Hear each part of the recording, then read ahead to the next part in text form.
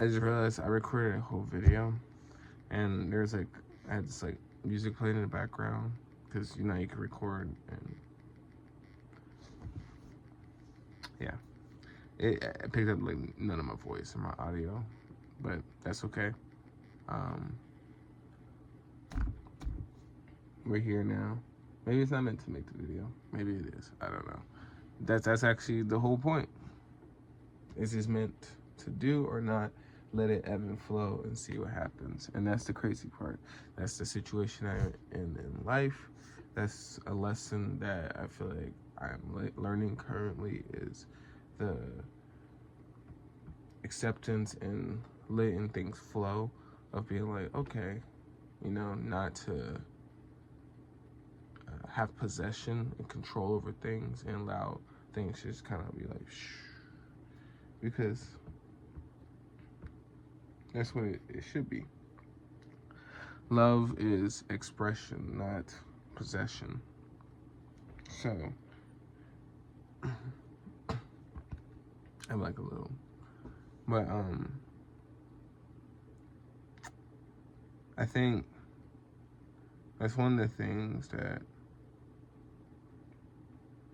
so hard to, I guess, truly grasp and lock in and accept, is, you know, that whole like, we love to have possession and possess things, be like, this is mine, this is ours, this is, you know what I mean? And there is a freedom to that, and there's always, you know, that's why we have boundaries and allow things to come and go. And some of us, you know, not everyone are able to do that so fluidly. Some of us struggle with letting things flow so flowy. Some of us can just do it. And I feel like in life, I'm able to do it in some ways. Some different aspects of my life, I'm able to let things flow in this way. But then there's some aspects of my life that I feel as though I have this gripping on. I'm like,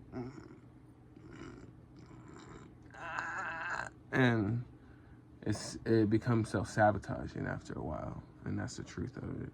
Very much so self-sabotaging. So,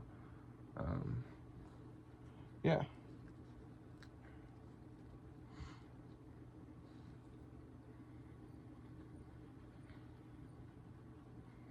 The gripping.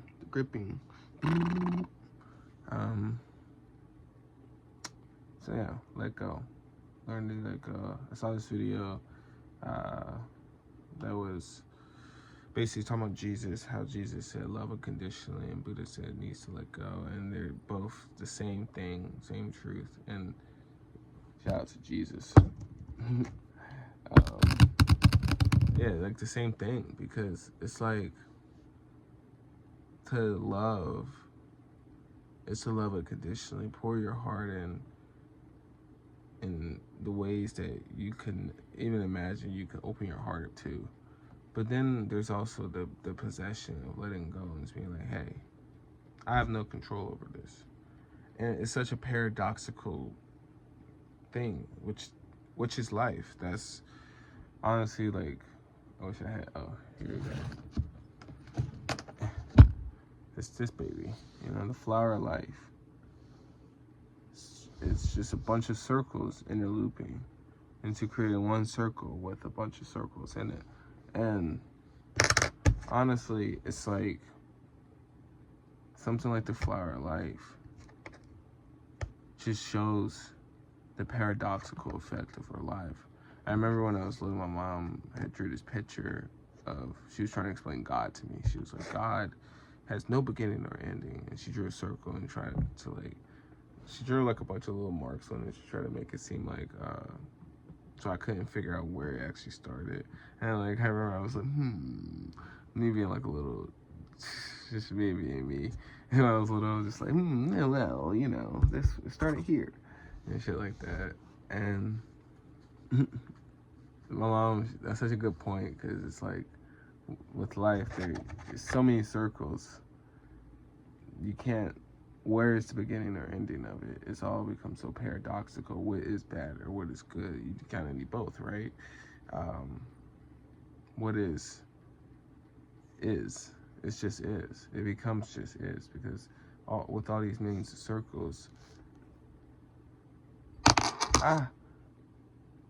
it's just endless spirals, endless. Another example would be in Hinduism. One of my favorite deities in there is Mahavishnu. He's in my wallpaper. I love this painting of him, it's the classic painting of him just floating in the eternal atmosphere. I don't know the terminology. I'm not really that into Hinduism. I just appreciate aspects of it. But he's floating with a bunch of universe, like dream bubbles around him, and he's asleep, and that's what he does. He sleeps and dreams new universes into existence, and no universes can be created without his permission. And it kind of reminds me of this paradoxical effect of, like, he's creating all these new universes, and it's just like, you don't really have control. Mahavishnu got control. He's going to dream those new universes that you're currently living within. When you look at these universes, they all look kind of similar in the bubbles. But I think there's micro differences, because it's like there's so many infinite realities that can be dreamed into existence, and that could happen for you. So for you to sit here and be like, I'm going to have this gripping control over everything, it's just like, how could you? How really could you? So,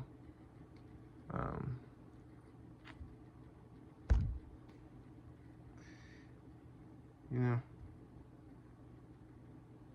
just gotta have a little of this in your life. Have a little of this.